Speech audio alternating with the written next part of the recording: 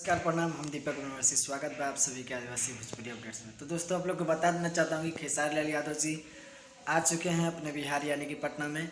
आप सब लोग देख सकते हैं, जैसे कि वीडियो क्लिप आप लोगों ने देखा।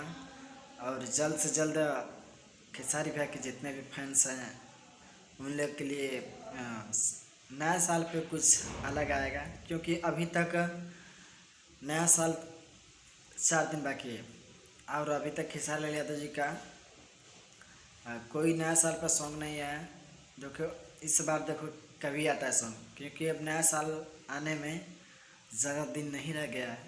तो बेसब्री से इंतज़ार है कि खेसारी लाल यादव जी का जल्द से जल्द कोई नया सॉन्ग आए और खेसारी फैंस के लिए एंटरटेनमेंट का साधन बने। तो आप लोगों से रिक्वेस्ट है कि इस चैनल पर जितने भी नए लोग हैं कृपया करके इस चैनल को सब्सक्राइब कर दें, लाइक कर दें, शेयर कर दें। तब तक के लिए मिलेंगे अगले वीडियो में। तब तक के लिए जय हिंद, जय भोजपुरी।